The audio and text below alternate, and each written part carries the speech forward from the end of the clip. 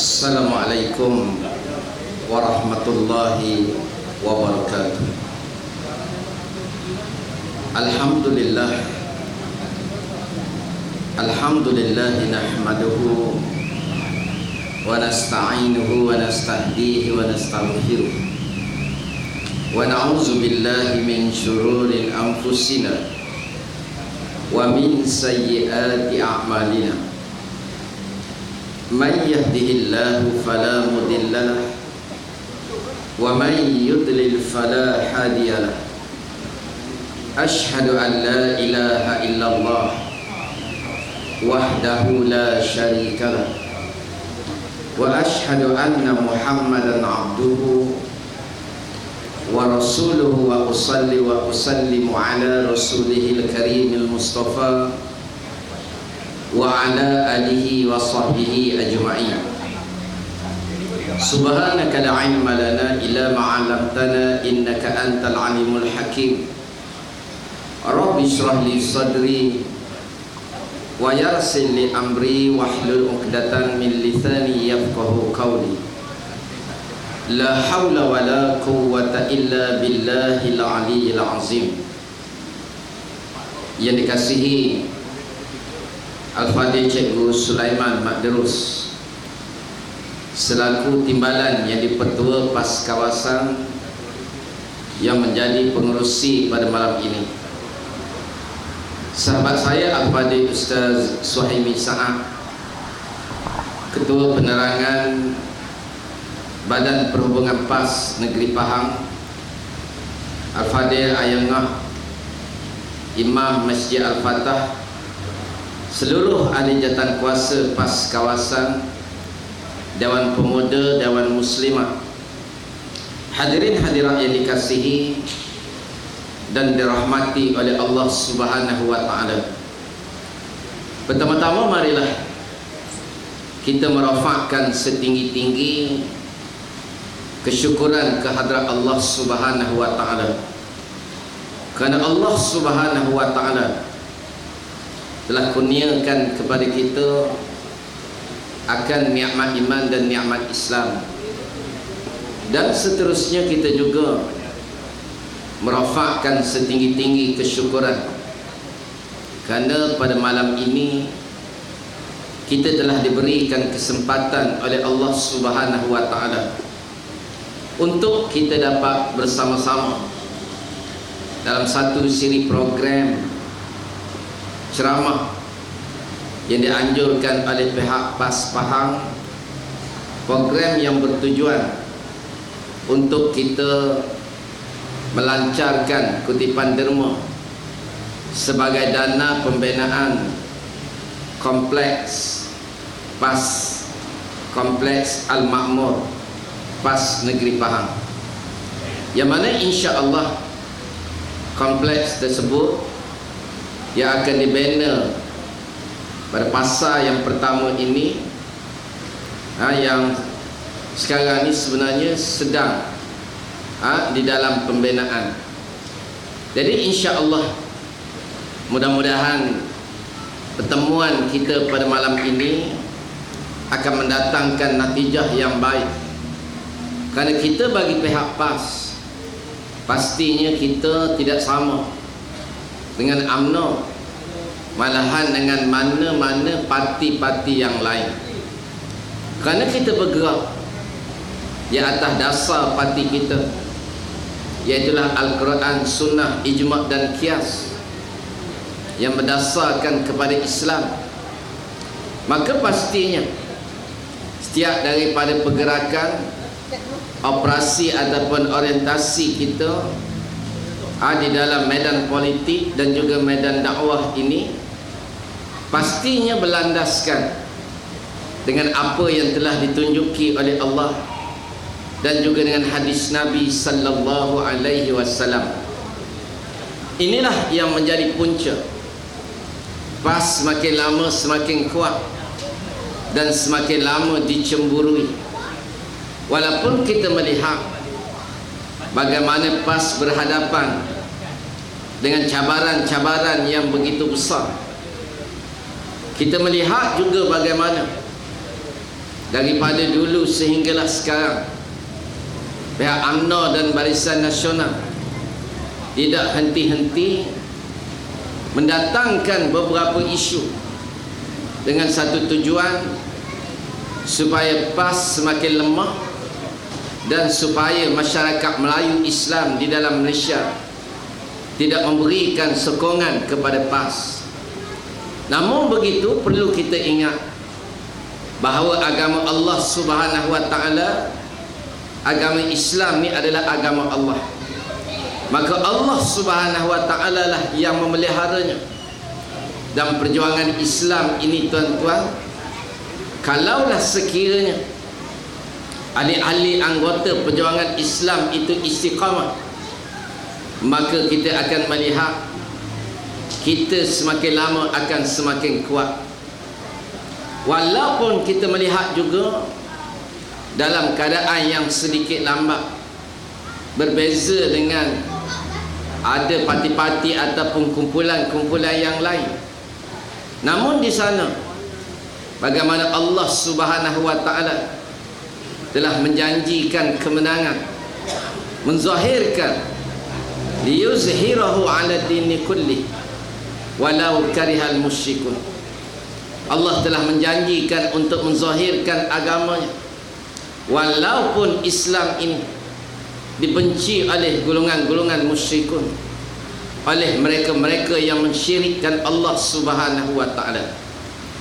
Bagaimana pada hari ini kita melihat di seluruh negara telah menyebut soal isu hudud, walaupun perkara yang berkaitan dengan hudud telah pun dibentangkan oleh kerajaan negeri Kelantan pada 20 tahun yang dulu, ketika Kelantan mula-mula memerintah.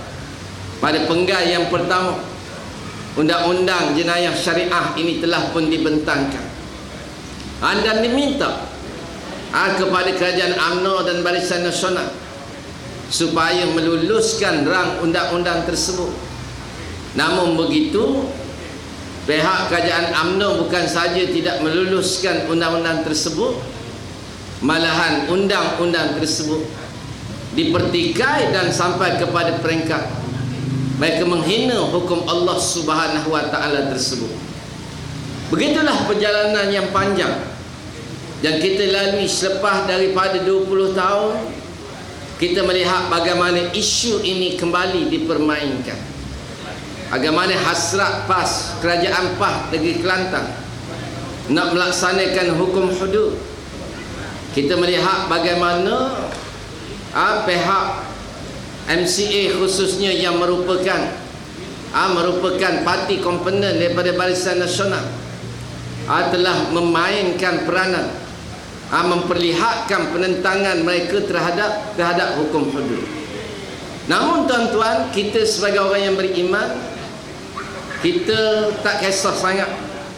Pada saya, kalau orang yang tidak Islam, kita tak kisah sangat kalau mereka tak nak pada Islam.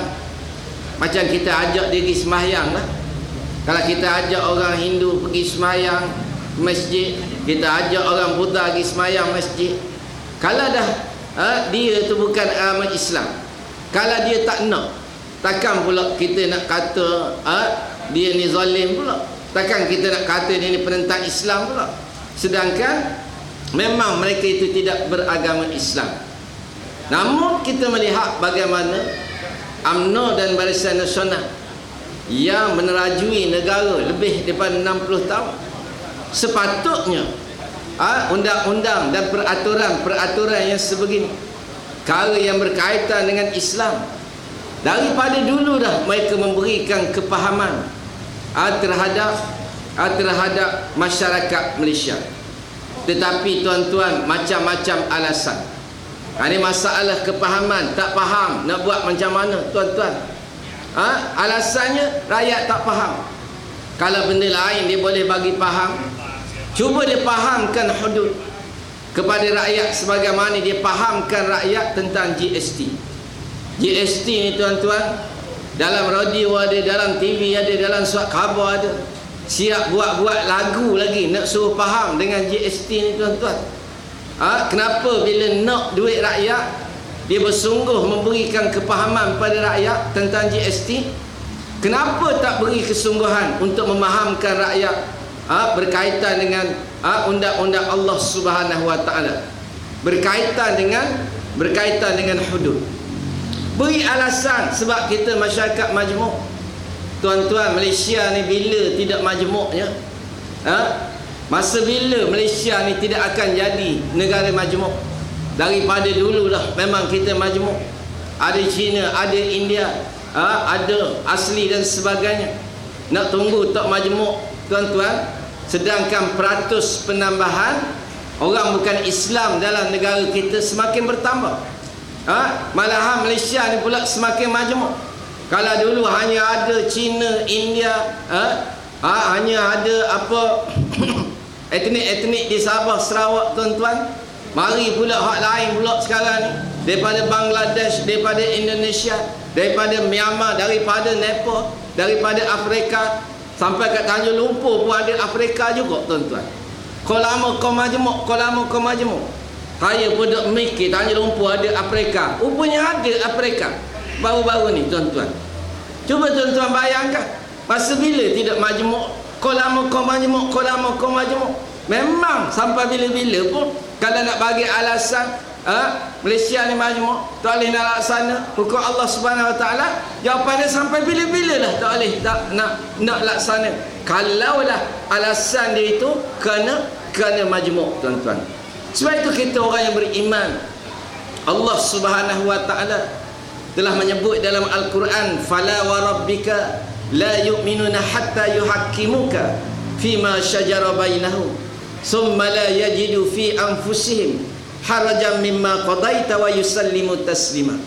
Allah Ta'ala sebut, maka sesungguhnya demi Tuhan tidak beriman di antara kamu sehinggalah dia mengambil Allah dan Rasulnya sebagai hakim terhadap perkara yang mereka perselisihkan. Mereka menerima sepenuhnya dan mereka tidak ragu-ragu. Yang mana ayat ini bagaimana kisah para sahabat yang berebut untuk mengalirkan tali air. Dia kisah tali air je. Sahabat duk berebut nak gali parit, nak gali tali air di kebun masing-masing. Ada kata gali sini, ada kata gali kot sini, ada kata gali kot sini. Lalu mereka ambil Rasulullah sallallahu alaihi wasallam sebagai hakim. Rasulullah lah yang menentukan tali air ni nak mengalir ke mana. Lalu selepas Rasulullah putus tali air ni kena mengalir ke sini, ada daripada kalangan pemilik kebun kurma ni, daripada kalangan sahabat ni, dia tak puas hati, dia rasa tak setuju. Lalu Allah turunkan wahyu, kalau tak puas hati dengan kehakiman yang ditunjukkan oleh Rasul ni, maka Allah Ta'ala kata tak beriman kamu. Cuba tuan-tuan bayangkan, dalam soal tali air, dalam soal kehidupan, kita disuruh taat, kita disuruh mengambil Rasul itu sebagai hakim. Apatah lagi dalam soal-soal agama tuan-tuan, apatah lagi dalam soal kita nak menghukum. Sedangkan Allah wahwal ahkamul hakim, tidak ada lagi dah seadil-adil hakim dalam memberikan hukuman. Rabb yang maha bijaksana. Maka kita orang beriman ni tuan-tuan, kita akal kita ni tuan-tuan, Allah Ta'ala bagi kepada kita akal. Namun tuan-tuan, akal saja tanpa iman menjadikan manusia ni sesat. Lepas tu kita lihat ada orang yang musyrik, tapi mereka ni cerdik. Ada golongan musyrik yang cerdik, dia cuma ada akal, kekuatan akal, tapi tidak ada kekuatan iman. Dalam soal pelaksanaan hukum hudud, mungkin ada beberapa perkara yang manusia ni dia tak nampak, lihat logik dari sudut akal. Tuan-tuan, semasa Allah Subhanahu Wa Ta'ala nak menciptakan Nabi Adam tuan-tuan, nak dijadikan khalifah di atas muka bumi, lalu malaikat pun dia persoalkan, Kenapa nak menjadikan makhluk yang akan melakukan kerosakan di atas muka bumi? Lalu Allah Ta'ala kata, inni a'lamu ma la ta'lamu. Sesungguhnya aku ni tahu pada perkara apa yang tidak kamu ketahui. Inilah Allah Subhanahu Wa Ta'ala. Inilah orang yang beriman, tuan-tuan. Kita ada benda-benda yang tak tercapai di akal kita. Ada perkara-perkara ni disebabkan lemahnya ilmu kita, disebabkan kerana kurangnya pengetahuan kita. Tetapi bila kita beriman, wajib atas kita percaya bahawa Allah Subhanahu Wa Ta'ala itu adalah Rabb yang memiliki sifat kamalat. Maka setiap daripada apa yang diciptakan oleh Allah itu adalah sempurna. Apa yang Allah Ta'ala sebut sebagai keadilan, maka dia sempurna. Apa yang Allah Ta'ala sebut kebaikan, maka dia semuanya sempurna. Ini keyakinan yang mesti ada kepada orang-orang yang beriman kepada Allah Subhanahu Wa Ta'ala. Saudara muslimin yang muslimat yang dirahmati oleh Allah Subhanahu Wa Ta'ala, sidang dewan baru semalam berakhir.